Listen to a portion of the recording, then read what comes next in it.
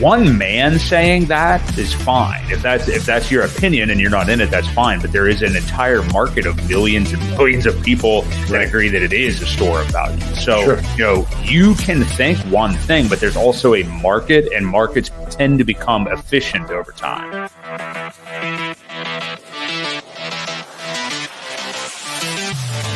We do know that you will always get paid in Hex on a daily basis. And that is truly the miracle that we call Hex, because it is trustless interest, trustless yield. Nothing will stop that contract from running.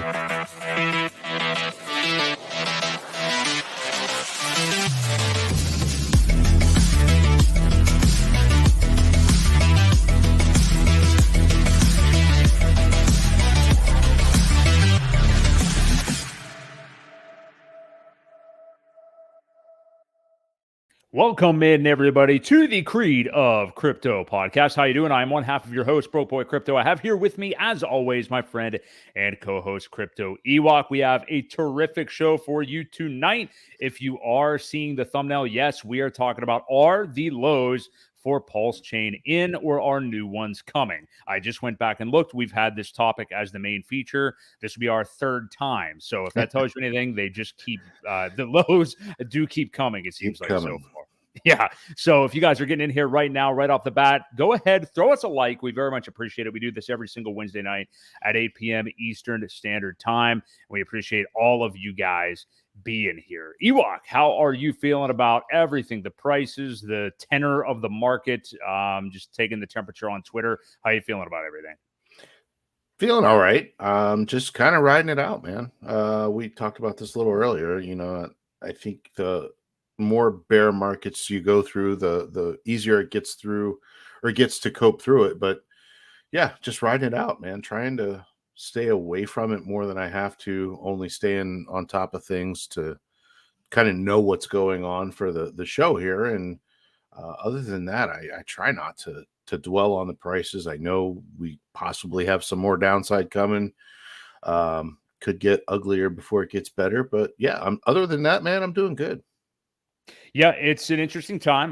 We got people at each other's throats, as always. It's to the point where it's kind of just, I'm with you. It kind of just garners an eye roll from me, and I keep on scrolling. But you can just tell like what people kind of spend a little bit too much time on Twitter all day, and which ones don't. And it's best to just keep it on moving, because hey, we're all going to be here together in this, and it's going to last until it doesn't last any longer. So it's just like, if you want to consume shit that makes you mad during that, then go ahead. But I don't think it's going to be your best use of time. Not very healthy.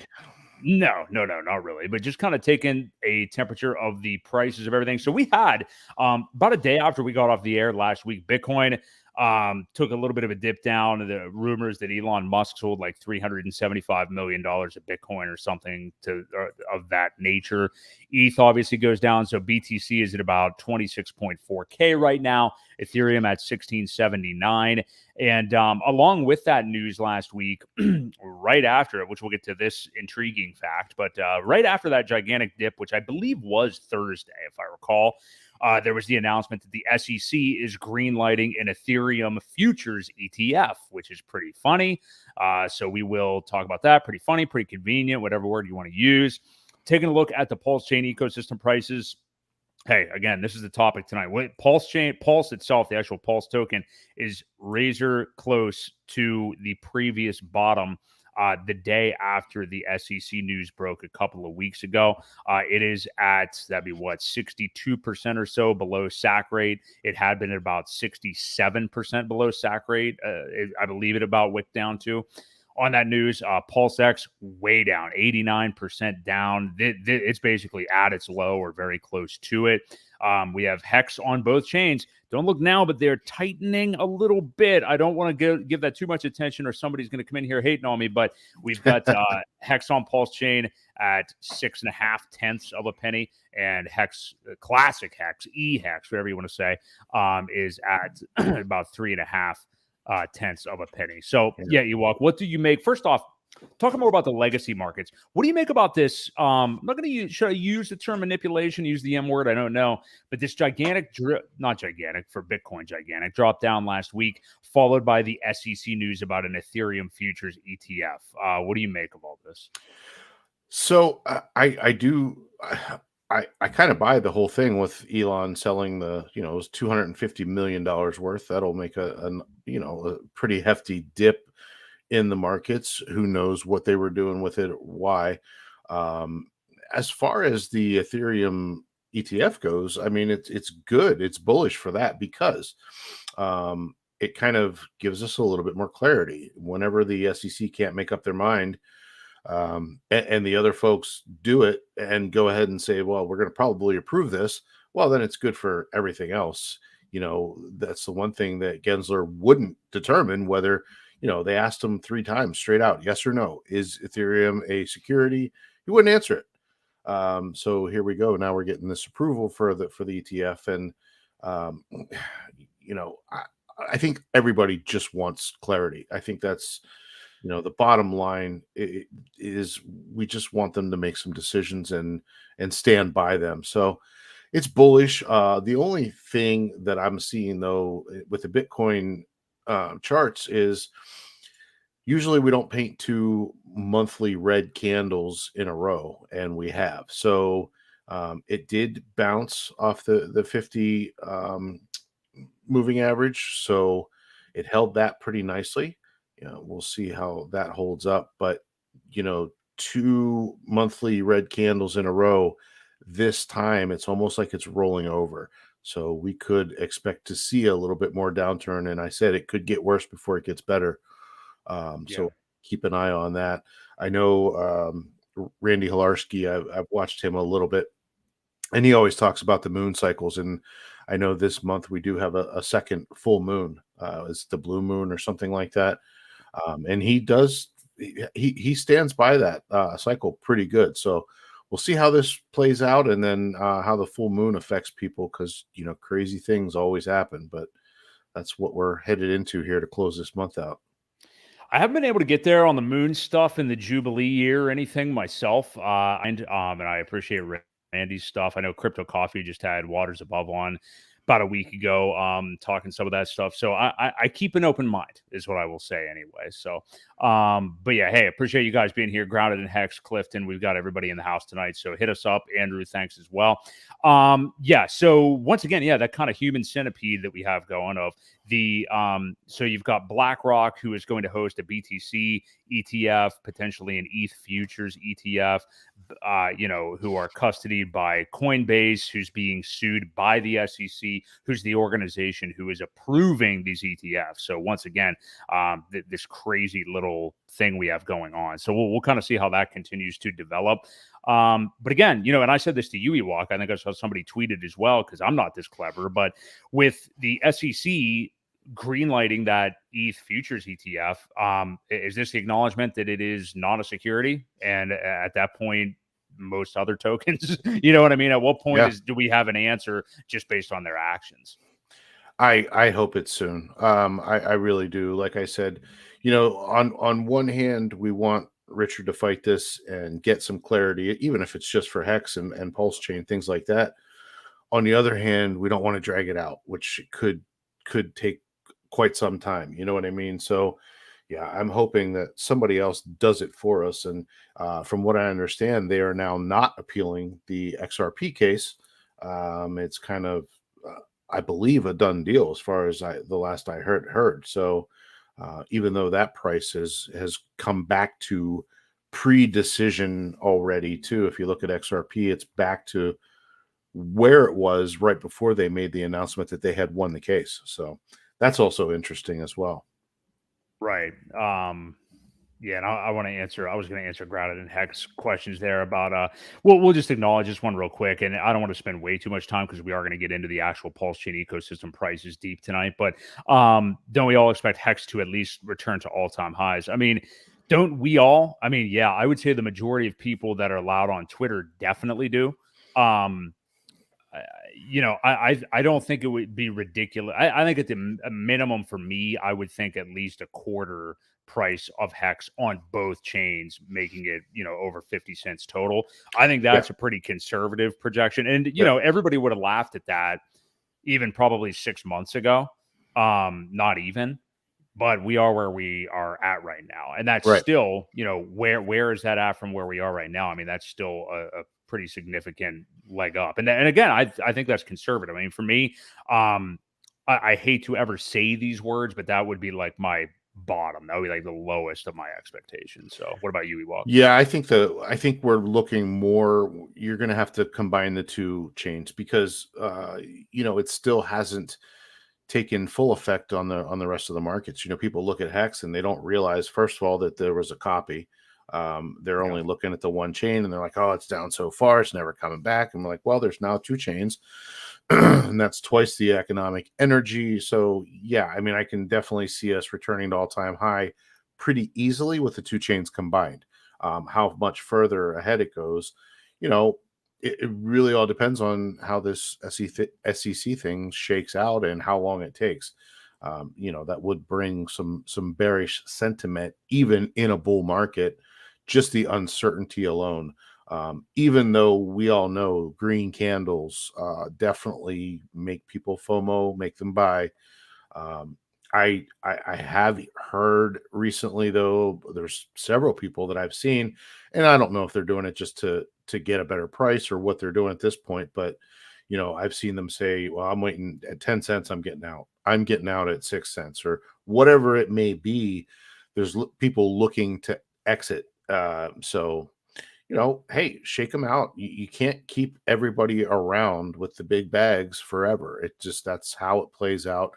That's how it gets more distributed into everyone's hands, makes it easier to go up and harder to come down when it's more, broadcast amongst a lot more people. So I think just to answer the question, I definitely see us returning to all-time high, combining the two chains together. So that's my outlook on it.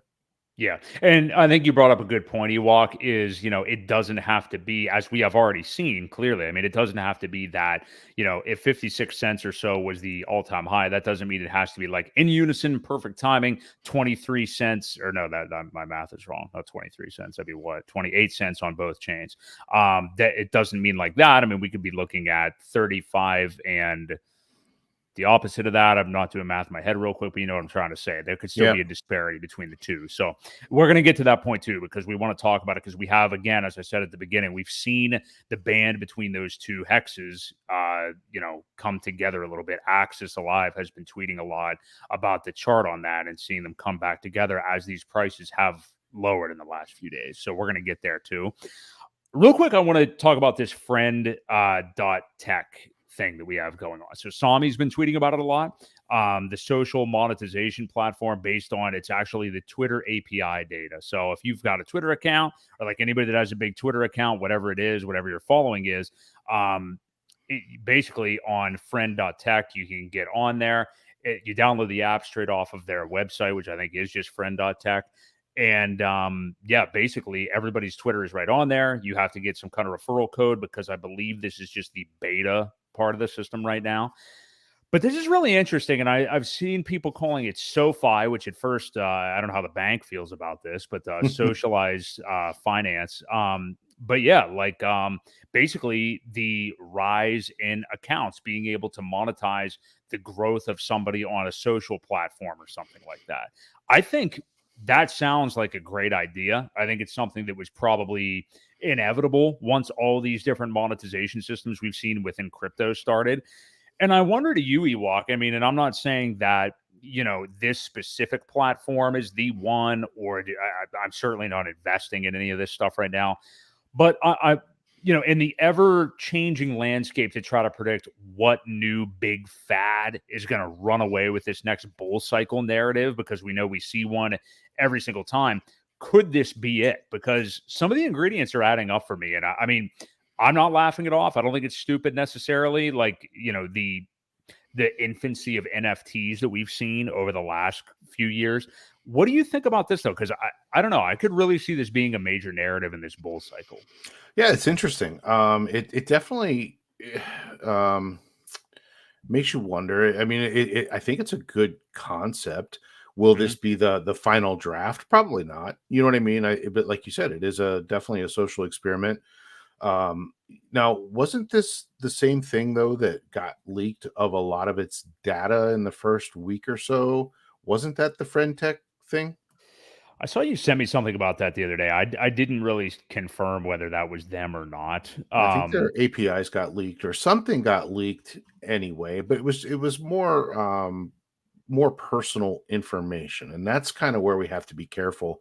Right, Yes, blockchain is transparent, but when it includes personal data, emails, real names, things like that that people just may not want out there, you have to be careful. So that's kind of where the security model of it comes into play, and how much of that API is public knowledge or who's receiving it. The cool thing about it, and I think Dick Catcher was tweeting about it. I saw that he was kind of digging into it, where he said that when when someone buys a coin, it mints more. When someone sells a coin, it burns them. So you're not really focusing on price as much as you are volume.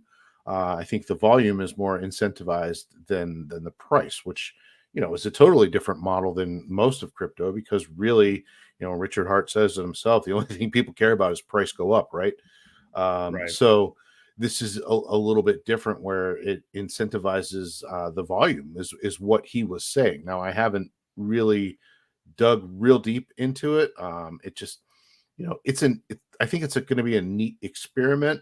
I just don't want to be a casualty of an experiment. Yeah, So, and I'm not involved. Like I'm not really trying to grow my Twitter page or anything like that. right. I follow people that follow me, and vice versa. I get a new follower, I check them out.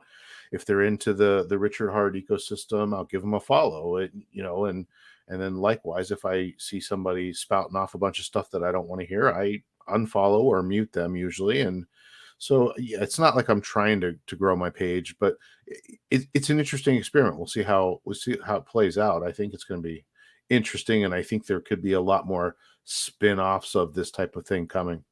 That's the interesting thing is, yeah, if you're not even yourself trying to grow your Twitter page or anything, because I mean, hey, Elon's done a great job with that. I mean, the monetization of Twitter or X or whatever you want to call it right now, and people monetizing their tweets and stuff like that. I mean, Sure. if you thought it was cringy before to see like the 6 ways that I perfected my body by age 38, and then like some 40 tweet thread or something. I mean, it's going to Yeah. get even worse now, Right. but it's a great idea because, like, I Sure. mean, yeah, incentivize those people to make good content. Maybe you'll get less shitty threads, or maybe they'll actually be good ones now Yeah. because of that. I But yeah, think we're gonna I think we're gonna get more people just egging people on, though, too, because they're doing it for yes, engagement. So there will be a lot more engagement farming.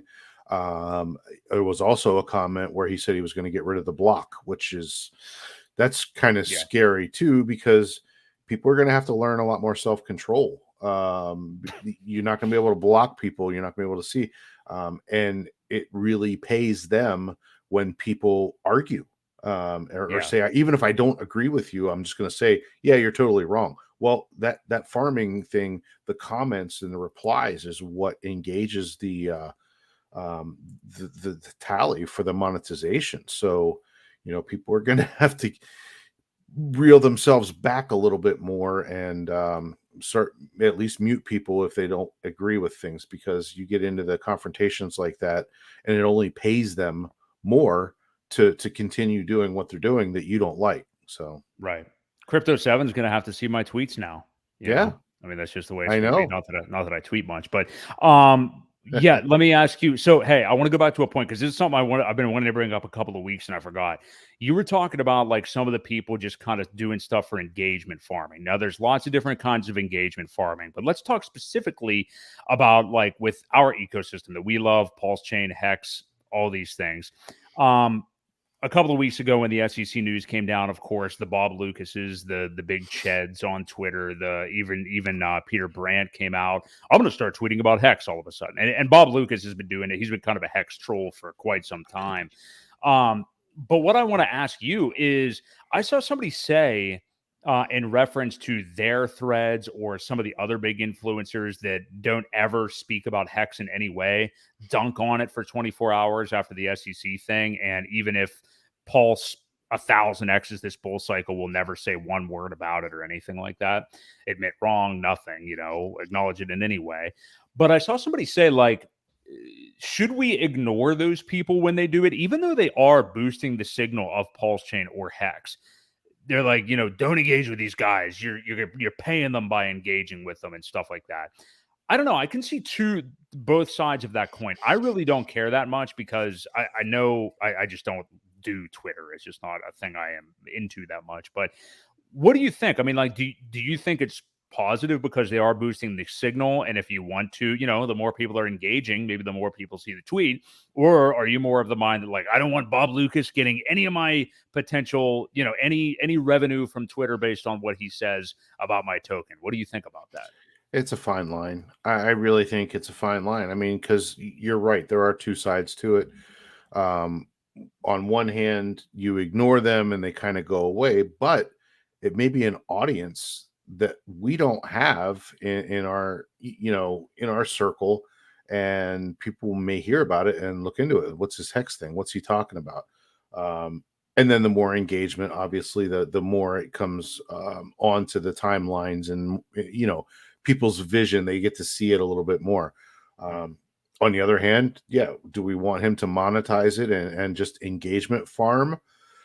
Well, I mean, it kind of goes back to the no news is bad news. Any news could be good news, no matter how good it is or bad. So, yeah, six in one hand, half a dozen in the other. It's one of those. We're gonna have to see how it kind of goes, but I think you have to be selective. I don't think we should be going into their page bashing them. Maybe drop a couple good facts and that's it. Just drop facts instead of argue. That may be the better way. And once people realize that this community, you had the guy from Lamont from the movie Lamont Black, who has really dug into the community, the code, everything like that, and mentioned, I can't tell you how many times, how impressed he is with how smart the people are here and how intelligent and helpful. And all, he goes on and says, I was very skeptical when I came in. I'm the guy that's trying to cut this thing down, and now I have to go into this cult-like group and defend myself. But once he started looking into it, you can kind of tell now that he's pretty much on our side, and he's understanding it more. He understands the T-shares, he understands the system and the value. So, it's only going to take a couple of those to get their eyes on it and actually do their own research, if they do it well, to figure out that this is a pretty interesting group of people here. So it could help. Again, more eyes on it, the better. I just think we have to be strategic, careful about how we go engaging back sometimes. Yeah, no, I'm with you there. And this ecosystem's too big to, like, control how everybody in the community is going to act. So it's just, I'm more in favor of, like, hey, if you're going to tweet about it and you have a big signal, go ahead and tweet about it. I don't care. I mean, like, we all know what you're doing. We know that you want clicks, and I mean, hey, it speaks for itself. It's like, Richard Hart, this ecosystem, the SEC stuff, it's all like everybody's gonna have an opinion on it. And it just shows that, like, that, this ecosystem, there's a fever pitch behind it, and people have a reaction to it, which is a good thing overall. So, agree. Yeah, so that's kind of the socials and the Friend.Tech stuff. If you guys are here enjoying the stream, hit the like. We very much appreciate it. We're going to shift gears now into some of the main event and talk about, and we're going to get to the pDAI stuff, Sebastian. I saw you talking about that earlier. Okay. We're not ignoring your comment, buddy. yeah, we'll definitely get there for sure. So we want to talk about this SEC rewards program, and that we think it may be likely how the Richard Hart complaint was reported. So what are your what do you know about this SEC rewards program for whistleblowers that do come to them with any kind of information they may have, regardless of how much they're bending the truth whenever they send it to the SEC. And I believe it is they actually do get some the form of monetary reward Yeah, dependent upon how much money the SEC is basically able to extract from sure. said person, entity, whatever. So, what do you think the validity level is of that? This whistleblower program is how the Richard Hart complaint, really came to light, and what do you know about this program overall? Well, I don't know a whole lot about it. What I did read, and it was I don't forget when it was, but I think they give 10 or 15% of anything that was over $1 million, I believe is what it stated. Anything over $1 million that got payout, the whistleblower received 10 or 15% of that, which that's a substantial amount of money. What I can totally see why people would do it, and just see if anything could stick. Maybe even thinking that Richard would just settle, because he said that many a times about EOS. Whenever they had to pay the fine, he's like, "Well, they just paid a fine and moved on." So you know, I I think it's bad. I think anybody could file suit against anybody, and if it goes anywhere, or if they just pay the fine, that person's being rewarded for being a snitch, man. I don't like it. I'm not a fan. I think you get a lot of mixed signals. Again, we don't have clarity to begin with, and now you're paying people to just throw false accusations. It muddies everything. I don't like it at all. Well, How one about thing I you? want to say is, well, and I think you just did this because it's natural to say this when you're discussing something like this. But a moment ago, you said like it incentivizes people being a snitch. Well, they're not really being a snitch, because the second part of what you just said is the actual truth. And it's to, muddy the waters of what really happened or what you think the product is, to report essentially falsehoods, as we've seen. The debate as to whether Hex is a security or not, whatever, leave that up to them and all the different definitions they want to come up with every week or whatever. But in terms of like, oh yeah, Richard Hart with investor funds and things like that, I mean, we've talked about that. As far as we can see, literally on the blockchain, that's provably false. So and we've all talked about like how a lot of the complaint from the SEC reads like somebody who is totally uneducated on all of this wrote it.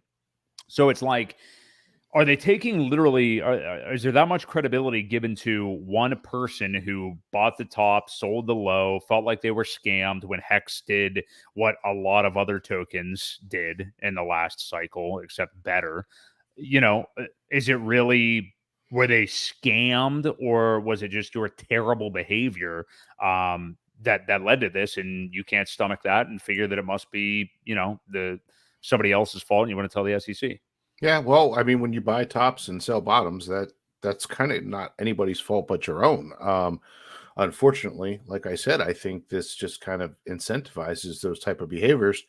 When somebody doesn't like something, they can report it no matter how true or not, and if it sticks, if any of it sticks, and they get some sort of settlement, they get paid for it. It's just, Mm-hmm. I don't know, it just doesn't sit well with me. But there's all kind of people out there, so It's definitely a terrible way to go about it, but I mean, like, that's why, somebody, it really always comes down to who wants it more, and what somebody's actual goals are at the end of the day. And if they, are collecting data based on, hey, we'll pay you if you come to us with something, and somebody who is just some loser who's reporting something that's a half truth or something like that because they didn't want to take responsibility for it. I mean, that versus somebody who has, employed or had people create a blockchain that lives and breathes this stuff every single day, it may not be much of a fight. So, we'll see how that goes. I don't want to necessarily get in. We've talked ad nauseum about will Richard try to settle? Will there be a long, how long will this last? I mean, we among many others have talked about that ad nauseum, so we don't need to necessarily go there. But yeah. Yeah, definitely if you want to talk about scam, definitely a scammy type of program that the SEC does offer there, and we'll kind of see where we go from there. So, Yeah. as we have seen, so let's just kind of get into the main event here and talk about the PulseChain prices here and are the lows in. So we are still in an overall downtrend here for sure. Again, as we talked about the prices at the beginning of the show, we're not far off from the lows. The day after the news of the SEC event on July 31st, so it would have been actually August the 1st that these prices came in. We had Pulse wick down to about 67% or so below the SAC rate. We're at 62% right now. The rest of the ecosystem has really followed suit. So we are right there. It's torturous at the moment for a lot of people. I mean, again, we've talked about balancing scrolling on Twitter, doom scrolling, seeing who's dramatic and who's, first bear market it is in attitude and how they're acting. What do you think, though? We're going to get into this, and we're also going to check out a poll. We have some people in the chat talking about what the prices may be come the fall, because I know there's a lot of thoughts about the fall or winter of this year in the United States being a better time, you would hope, for the ecosystem. But what do you think, Ewok? I mean, the likelihood that the lows are in, because right now, I said it to you the other day, it just sometimes feels like the bottom's about to just fall out of this. Not that it hasn't already at one point, but, you really, anyway, like to DCA into what looks like the beginning of an uptrend and not necessarily, catch the falling knife, as we say, because you never know how far it's going to fall. Yeah. But at that same time, it's almost like any buy I'm making right now, I think, in the long run is going to be great. So what do you think? I mean, are we heading for new lows, or where are we going here? Well, just the other day we had a big seller dumping a bunch. I think we talked about it on the last stream. I think he had done that right before the last stream, dumping batches of like 200 million at a time. I just saw the other day that same person is starting to buy back in. So that's definitely bullish. I think maybe, a lot of people do that. They'll sell big bags to get the price to wick, to hopefully have other people panic sell. And then they'll try to buy back in. I mean, it's a strategy that some people just, they enjoy it. They spread the FUD, and then they'll dump a big bag. You get that big candle like we see there on the chart. And then other people panic sell too. And then they slowly buy back in to hopefully get a better rate, end up with more. Now it doesn't always work that way. But sometimes they make out. And I think in relationship to where we are along the way with the chart compared to where Ethereum was at that time, I think you almost have to look, if you can find the information on how many original investors there were into Ethereum. I know they didn't do a sacrifice phase, and I don't remember. They did an ICO. It was an ICO. It was a pre-buy. Those people got it at what, 15 cents or something like that, and then it proceeded to dip a good ways. So, but the idea is how many people and how much volume was there at that point? I think Pulse probably has a lot more tokens out there for sale. I mean, we had some pretty big buyers, millions and millions of dollars out of the top even 100 sacrificers. I think they were at least all, I think they were almost all high six figures, if not more. So, that's a lot. I think it's just going to take a little bit longer to play out, but I think we're kind of in that zone right now. I think Ethereum was, what was it, 74 days or something like that when it's bottom, and now we're on day 90. So, I think that we're pretty close. Like I said, the big wallet that had sold that big bag, now they're buying back in. If anybody else has weak hands, we've got a couple green candles here. I know this is the daily candle. I know they're small, but you got to start somewhere. So it's looking positive. We might come down to this wick and double bottom, but hopefully that's about it. I don't see it going much further. If you are DCAing, do little bits at a time. And like you said, it never hurts to buy in on an uptrend, because if you start buying lower and it keeps going lower and you run out of capital, then then it hurts even worse when the bottom does get in and you're not, you don't have anything left. So I Right. think we're pretty close. I think sentiment will change, but again, if the Bitcoin markets do take another little tumble here, um, like we see how this monthly candle plays out here, um, will it affect Pulse? I don't know. I mean, they're not really tied together in any way. There's no liquidity between the two that ties them together. Could we kind of be away from that whole thing? Yeah, it's going to be interesting. But in my opinion, I think we're at the point now where kind of Ethereum was at its bottom. Could be another couple big sellers, but I think we're getting pretty close if we're not there already. Yeah, and just looking at that chart there, I mean, I'm a fan of just looking at weekly, weekly candles. But I mean that just to look at that as well. I mean, you obviously see when the SEC news happened right there. Yeah. So it's good. Crypto Land here says Ethereum had 18 million ICO. Pulse X is over 1.5 billion. So right there's that's kind of what I was getting at. I knew Right. it was considerably higher, a lot more money, a lot more capital that was tied up, and I'm probably assuming even more time. And the time is the big thing that people went without their money.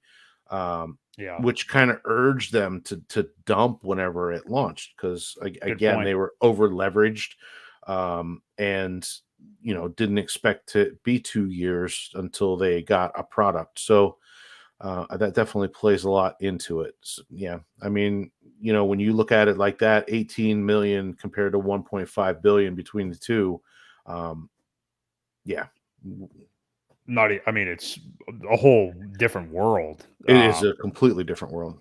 Yeah, and it's interesting too because like the idea, like you just said, Ewok, about we know a lot of people kind of over leverage themselves with those sacrifices, and it's you would think after that amount of time, now if they were that irresponsible, maybe not, but you would think after that amount of time and waiting so long, that really makes customers generally value the thing even more. Waiting with bated breath for something, it makes you value that product even more.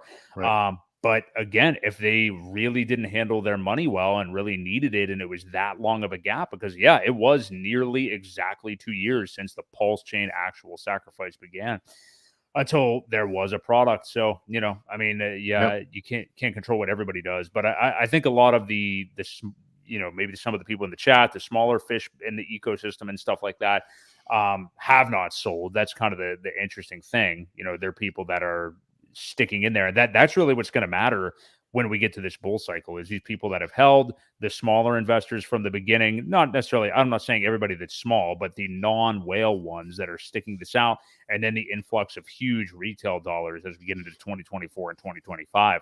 Yep. That's when I think we'll really see the movement. So Yep, for sure. let me ask you, so referencing a poll that Sami did earlier, and I'm glad you guys are talking about this idea of the fall season here in the US in December of this year also, as far as where we could see the prices of this ecosystem. Are we looking at like just getting back to sack rate by that point? Are we talking about it really maybe starting to move? It seems like forever ago. So, I mean, we forget that Pulse was actually double the sack rate at one point for a short period of time. More towards when it really came out. But Sami had a tweet yesterday, and I always love to look at these different polls from people to see what bigger amounts of people are thinking. This has about 850 votes. What price do you think total hex, so both of them combined, will be on December 31st, so the end of 2023? He had four options, and the one that won the majority at about 36% was still less than a penny. Okay, so right now, people think by the end of the year, hex will still be combined under a penny. And keep in mind that it just went under a penny. So, very recently. So to me, I think that seems bullish by the end of the year. I mean, like, fading the crowd usually being something that works for the fact that most people think that. Now, I will say the second category that won was 1 to 3 cents.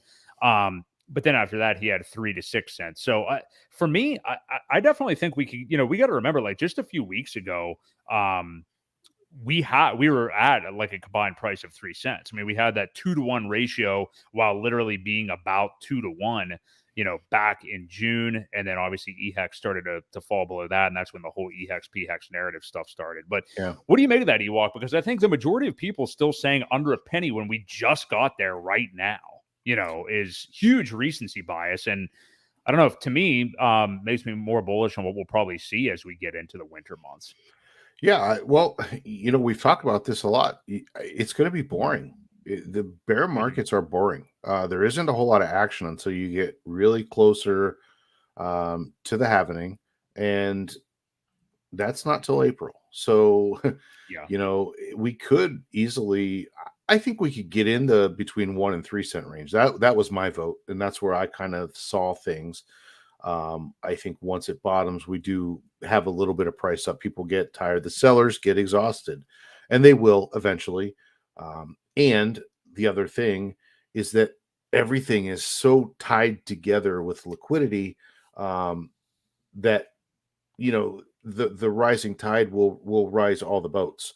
So once it does start to happen, you'll see a steady increase of all of the coins together. Right. The introduction of a stable coin is going to help. CST coin is still pretty new, right? There's not a whole lot of liquidity for that. That's going to help give us a floor once there's some liquidity pairs with the CST token. Once we get some liquidity in there, it's going to help even things out and not be so dependent on Pulse and Pulse X. And when one thing moves, everything kind of goes. That's kind of what we need, is a little bit of a break.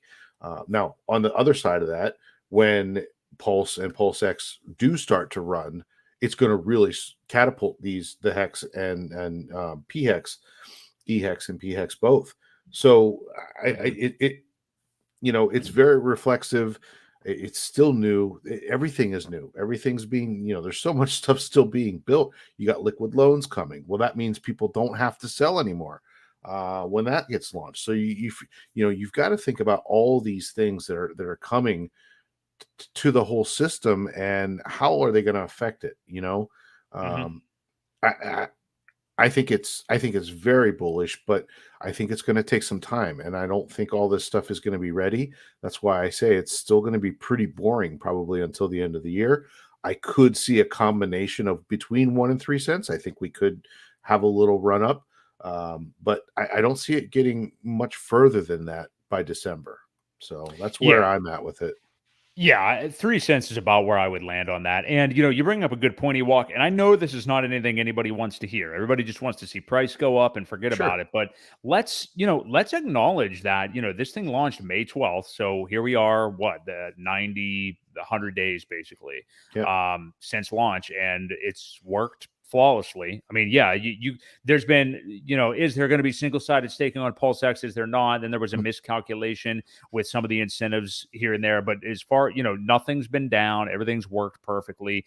As you've just stated, a lot of the features have not even been rolled out yet. So when they do come, like right now, hey, if single-sided staking suddenly came out, which I don't know that right now would be a good time to do that, but why not? When it, hey, I am not the guy to answer that question. All I am saying is if and when it does, people will be nuts is all I'm saying. That's what I do know. So it's bullish. It's very bullish, but yeah, you're right. It may not. I think the devs may be kind of put on hold for now as far as any kind of updates or anything goes. But it would be a big screw you to the SEC, I think, if they just kept doing whatever they're doing. I know there was some Ethereum updates rolled out recently that we have not seen yet, because that was one of the main reasons why that they did end up forking Ethereum instead of the BSC, was because they could just roll the upgrades out as soon as they were on Ethereum. So, I know there's a couple to come. We'll see when those roll out, or to see, at least it would give us an idea, or if the devs are still working. I'm sure you could probably go into the GitHub and see activity. I haven't been in there. So if anybody has in the comments been in there and seen any activity, let us know.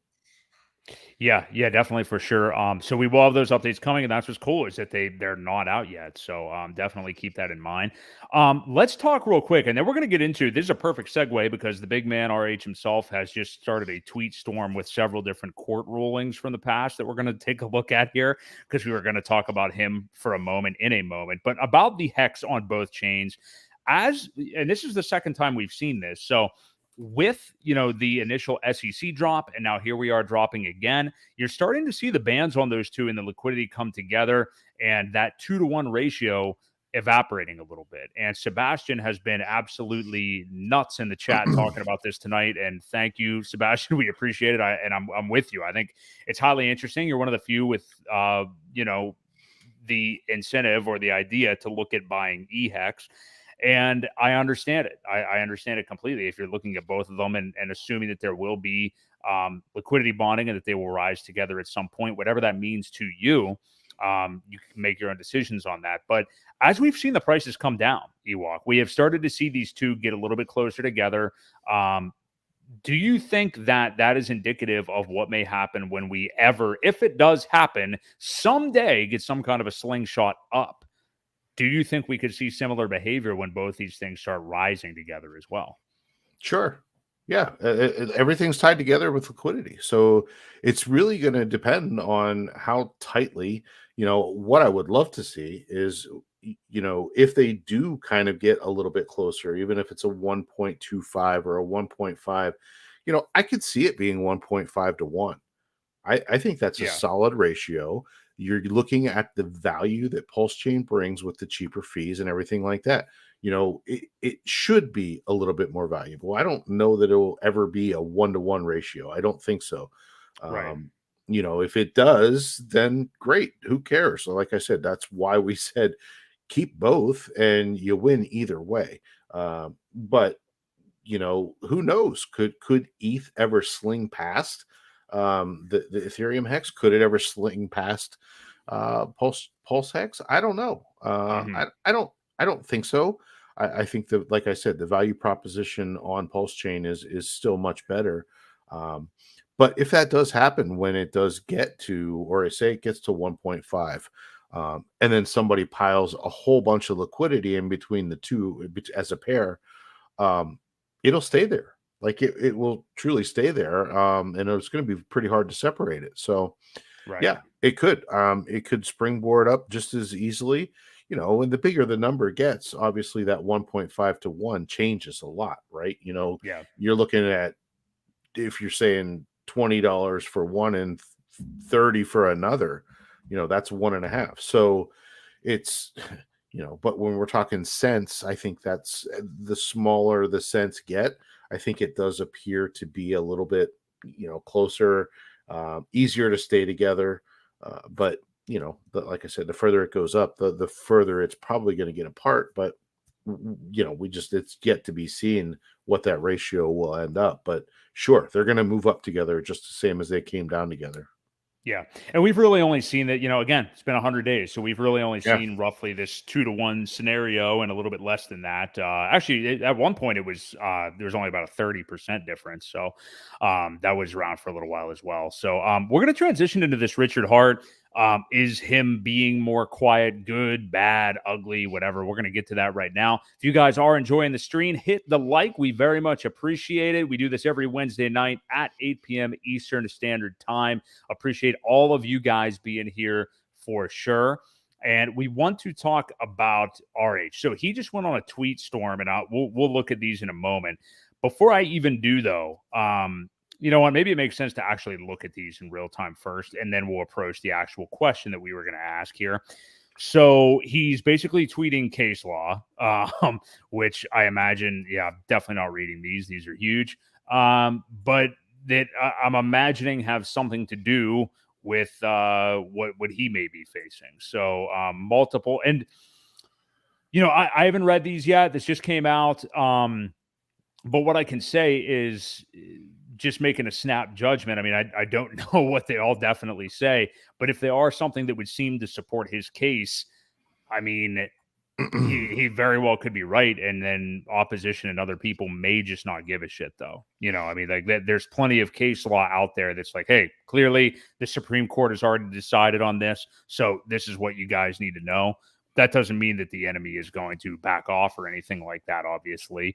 But I haven't read these yet either, so I don't want to make any kind of snap judgment necessarily. So yeah, this is the first I'm seeing it too. When you said that, I looked and saw some notifications on some of these. Now, he has been, someone said if there was some sort of gag order placed, and him using AI to tweet for him, yeah, maybe that's what some of this stuff is coming from. But it looks like, just more summaries of different rulings. And like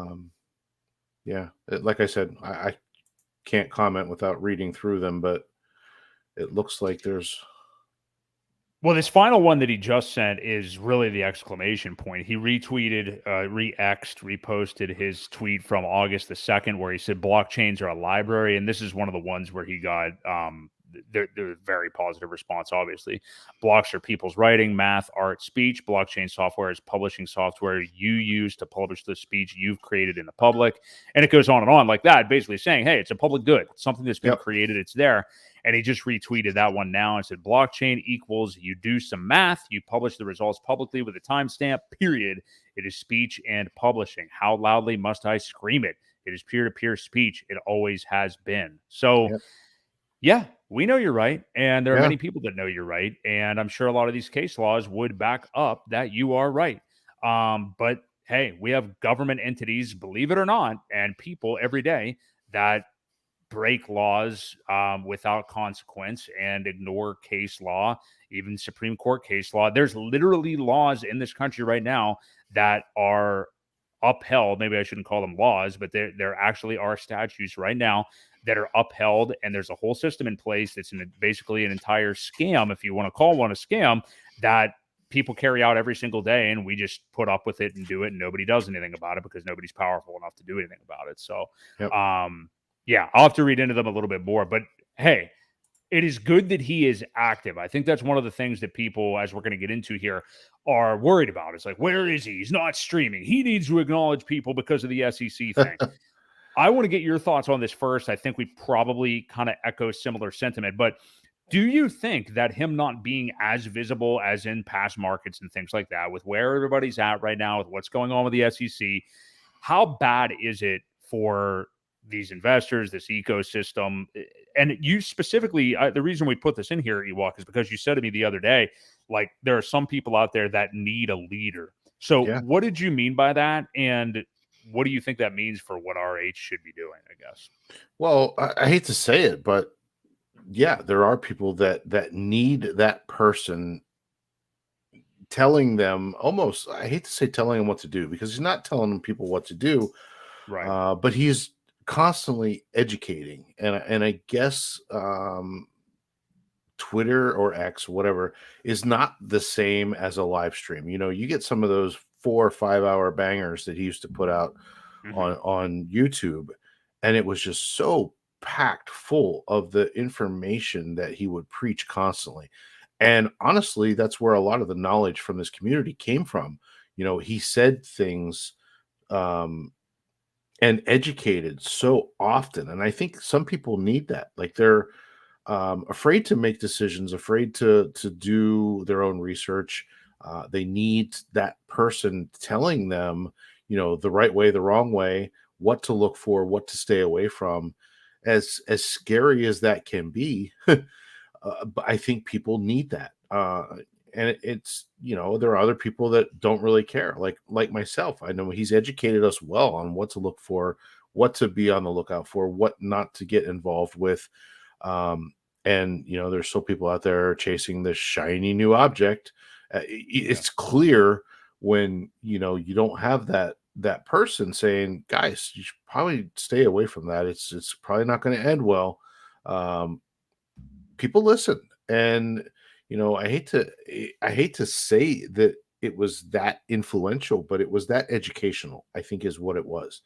Yes. It wasn't so much him saying don't do that, as it was that he would also give examples of previous things that were just like that, that didn't end well. And again, there are people that need to be led. They can't lead; they have to be led.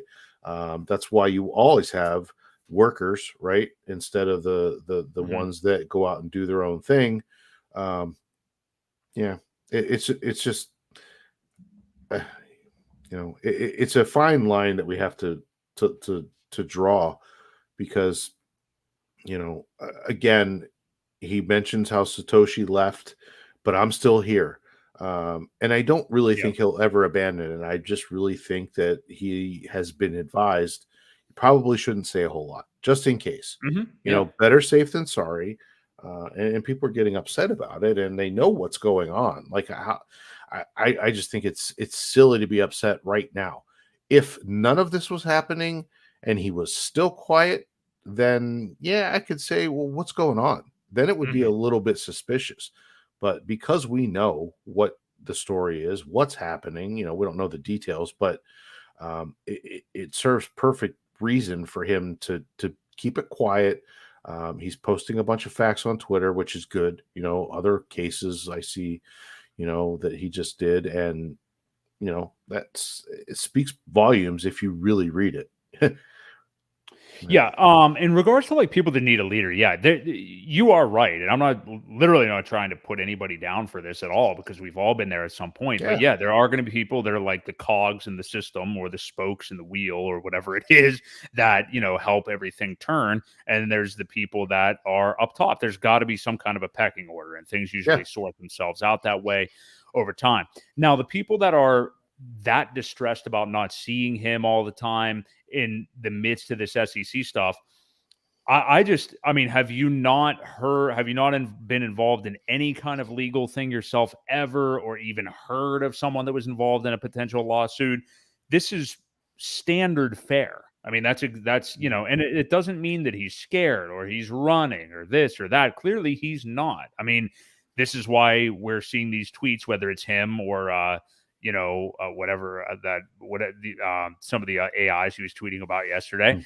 But I think that it's important to realize that, yeah, this is something that's going to happen whenever you're under fire with a lawsuit like this. It doesn't mean he's running. It's just that you want to keep things on a straight and narrow, and not mistakenly say, because there's sharks in the water right now. They're out to get you. They want to get you at every turn. That's how court proceedings are. They're going to manipulate your words. They're going to twist this and twist that. So yeah, I don't know why people don't understand that, or why they don't, why they can't get that. But and then in terms of the other type, where you're saying, they just needed to feel like comfortable in the investment or whatever. I mean, like, to me, it's just then you're incredibly weak about this, and maybe you shouldn't even be involved in it, or any crypto for that matter, because this is happening. Hey, guess what? Newsflash: even though everybody likes to pretend that this is only happening to Richard Hart, Hex, PulseChain, the SEC has already named off like the top 10, 15 tokens and said they're all securities, even though they haven't taken concrete action yet or anything. So they are coming for you, whatever it is that you like. As long as Gary Gensler's there, or whatever whatever they're doing, these knee-jerk reactions to the XRP thing, which they're now appealing, they're just going to keep going, and you are going to be next. So dance on Richard Hart's grave all that you want to, BTC Maxis and all these people that are celebrating ETFs and things like that. They will come for you. So it doesn't end here. So I personally, I don't need to see Richard Hart streaming or anything right now. I think what he's doing right now is more than enough. We have something that's working. I think I feel positive about the outcome of whatever will happen with the SEC. And I think more money will continue to flow into this. I mean, it's one of the most advanced, newest blockchains that we have going, and it's got the best community in crypto. Yeah. So, and that brings me to another point that I just thought about. When this community was kind of just in its infancy, it was at the beginning of COVID. Everybody was kind of locked down in their homes. People started streaming, becoming friends, making relationships with people, and it really solidified, where we were at. And I just heard the other day, there may be some rumors of some of this stuff coming back, whether it be travel stipulations or masks or whatever it may be. And who knows how that'll all play out, but it's interesting timing, right? Yeah, it is. Hey, we don't want to get demonetized. I don't know what you're talking about. I don't know what. I'm not saying anything bad. I'm just saying it's interesting timing how this plays out. That it could re-solidify a community. I don't think we'll see lockdowns. I don't think people will put up with it this time like they did last. But some people didn't put up with it last time, really. Well, exactly. But I think less will. But if places go to a fully remote, you're going to have a lot of people at home. You already do, but you may have even more. It could be very bullish is all I was thinking about with the whole scenario, and see how it plays out. But could be interesting, a re-solidification of the community with a new chain and a new variant. Well, you know what? Yeah. Hey, bring it on. I don't know what cool name we'll get for the next one, but hey, you didn't even mention this. You didn't mention the best part, Ewok, and that would be if they do all that, printing money again. I mean, that's really the big catalyst here. Yeah. Sure. So hey, lock us down. Get everybody at home. Send out the stimmy checks again. I'll take it with Fed now. I'll use Fed now. Send it to me. It'll be CBDCs. That's the problem. Hey. Pump us. I don't give a shit about anything else. Just pump the ecosystem on fire. Put us on lockdown now, please. We need to get this thing going. So yeah, I am with you 100% though. I mean, I understand. Look, I want to see Richard Hart streaming? Absolutely. And those old streams are insane. The guy is super smart. Love hearing him talk about blockchain. Love reading some of his tweets and everything, whether they're him or AI, like Sami has hypothesized. And hey, we talked about this today, full circle. Crypto 7 calling out Sami for being AI, and now Sami saying Richard Hart's AI. So yeah, that's crazy scenario there. And shout out to Sami because he usually watches these on the back end if you see this. But if Richard streams, it'd be great, but it's not something I think we need right now. And hey, just do what you need to do with this lawsuit going on. So let's check out the pDAI thing. So let's see where we are on this. I look, straight up, I haven't kept up with it. I'm one of those people. If you want to make fun of me, that's totally fine. My angle, the only way that I can come from the pDAI scenario and what is going on with it, will it peg? I know it had a dip with the rest of the market here the last couple of days. But for me, I understand the people that are upset. No, I shouldn't say that. Nobody should be upset with each other here. This is all one market. You're going to have some people that are messing with pDAI and some of the other, like the Thank You Richard Hart token and whatever else. I'm trying to remember some of the other ones. I'm not saying they're affiliated. I'll be honest. I have not kept track of all of them. That's on me. Whatever. The PulseChain ecosystem prices are so suppressed right now that I'm still just worrying about accumulating that stuff. So, but as far as everything else, there's no reason for people to be at odds on this. Whether you're somebody bragging because of how much you're up on pDAI and dunking on other people, I don't think you really need to be doing that. And if you're somebody who believes that all of that's a waste of time and why aren't you, acquiring the Richard Hart tokens and blah, blah, blah, there's no reason for you to say that either. People are using the ecosystem. They're using the blockchain. This is what's going to happen. There's going to be guess what?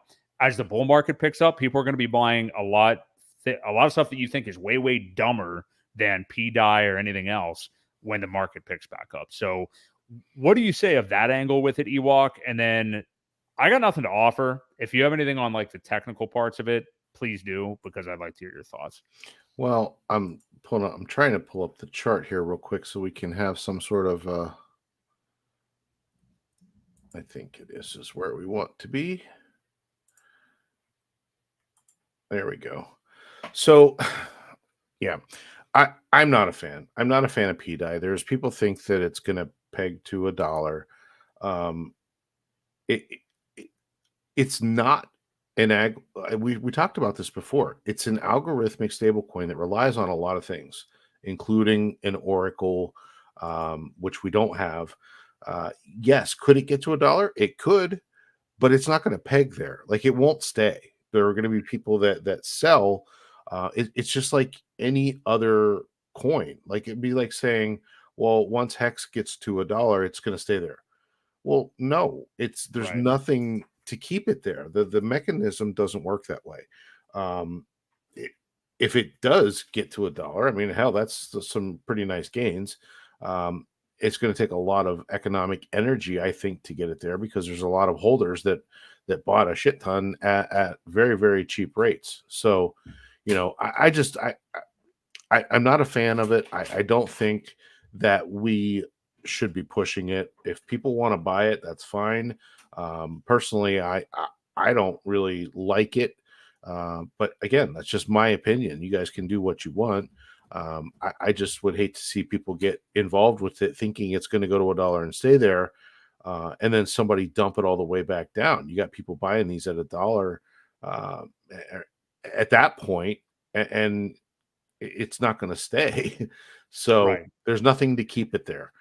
I think we need to be supporting CST token. I think that's a much better, it is stable. That's a Coast on ramp. That's Coast, yes. Yeah. And like I said, they're just starting out. Yes, it's not decentralized. It's not, it is TradFi because you are using your banks, but it's the on-off ramp directly into PulseChain. So, once Liquid Loans goes live, there will be an algorithmic stable coin with that as well. That will be tied to the price of Pulse. It will have a full backing of $1 worth of Pulse at all times. So again, these mechanisms are made to keep things pegged at $1, whereas pDAI is not. It's just a meme coin that people are pumping with the false hopium of it maybe one day getting to $1. And that's fine, but it's not going to stay there. So, just know that and make sure you guys understand what you're getting into. Buying it at 3 zeros, or what is it, six zeros now? So this is the pDAI Pulse. I thought it was higher than that, but it says 6 zeros 262. I thought it was higher than that too. I'm pretty sure it is. Yeah, I thought it was like the last I looked, it was like 3/10 of a penny or something like that. Yeah, I thought it was like 1,000x off of getting to $1 or something like that. So, which was, I mean, way higher than it had been. I mean, it clearly has made ridiculous moves, and I think the most important thing you said, Ewok, is like what. There's no actual it could stay at $1 if somehow the trading volume continued to just make it stay there. I don't know how that would happen, but what you're saying is there's nothing built in that's actually going to get it to be pegged to $1. No. Yeah, and I agree with you 100%.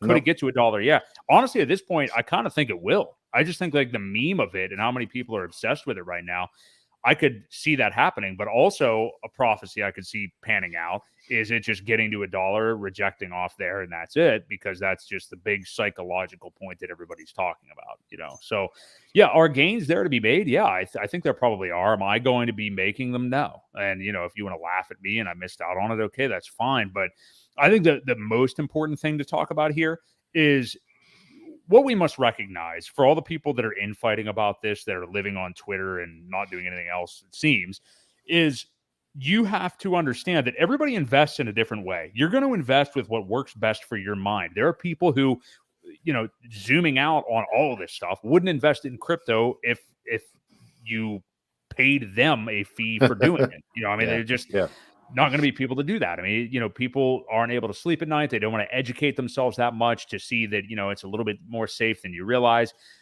Yeah. So you have to understand, some people will do the swing trading and stuff like that. They will ride waves like this.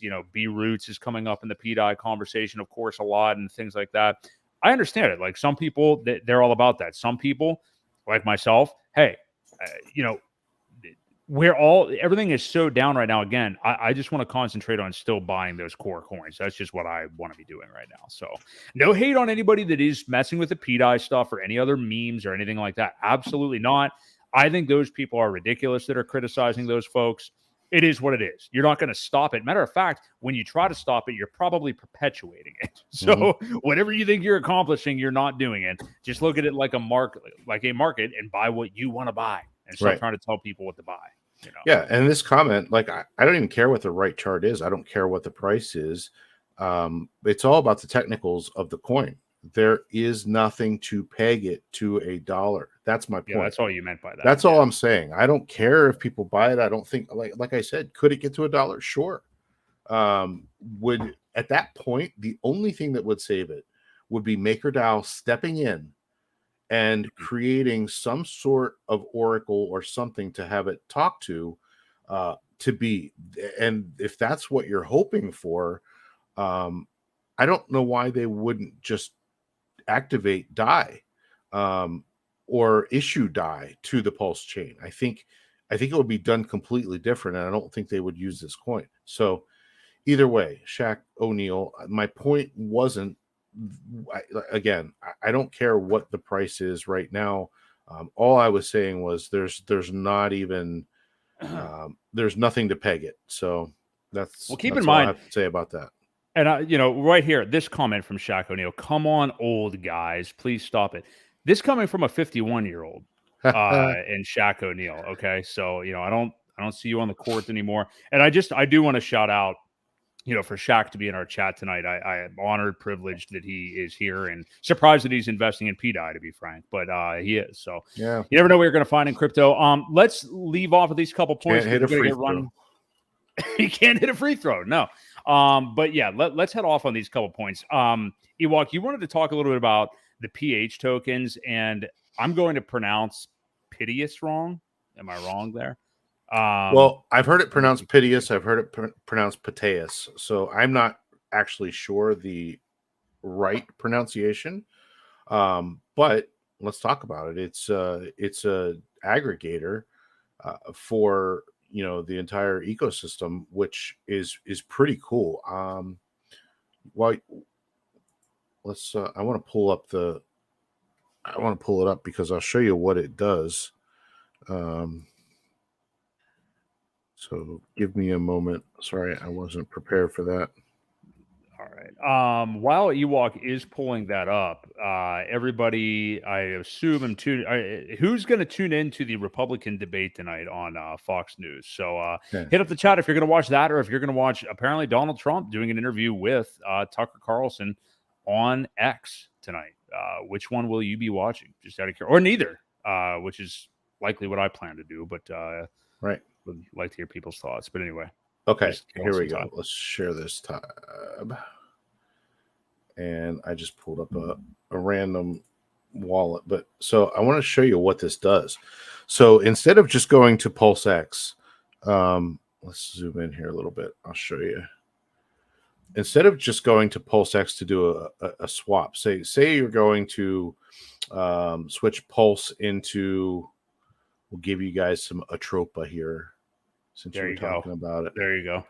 And say we want to do 100,000 Pulse. And let's do 100,000. So if you click here and say show route, it's pretty cool because what it does, and I don't know if you can see this or not. I'll zoom in a little bit. Zoom in a bit. There we go. That's looking better. I lost the route though. There we go. So it shows you that 67% of that is on PulseX V2, 1% from PHUX. Oh, now it changed. So Easy Swap is another one. So it constantly changes to find you the best route. Now, if most of the volume is on PulseX, then that's where it'll take it from. But let's say we do something like, let's say we switch. Let's do this. Let's go Hex. We'll do 100,000 Hex. Oh, no. 100,000 Hex. $640 for something different. Let's just do Hedron and see where it takes us. 100,000 Hex for 3 billion Hedron. So when we look at the route, it's pulling from PulseX V2. It's going to go through PulseX V2 into Wrapped Pulse and then Wrapped Pulse into Hedron.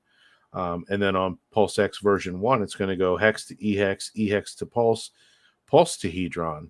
So, it constantly changes, but it Yeah, it does just look, changed like 3 times. yeah, Yeah. yeah. So basically, whenever you hit it, it takes that route, and it's doing, here, I guess it's only showing 68. There we go. So yeah, it's pretty cool how it aggregates everything. It finds the best bridge, the best route, and it optimizes the output. It figures in the gas cost of each step and everything like that to give you the best buy. Right. So it's pretty cool. That is cool. And you're When seeing you, the details beforehand. Like, I yeah, mean, sometimes yep, with the auto router stuff, you'll just see it, after the on, fact. yeah, Pulse Scan or whatever afterwards. Yeah. Yeah. Yeah. So this is pretty cool how it breaks it down. Now I don't know. I still don't know. Maybe there's not that much out there for liquidity wise because it doesn't look like the 65%, 6.6 and 5.5 doesn't equal 100. So I'm not sure what's happening there. There might be some pretty good slippage. Maybe. Is maybe what's happening.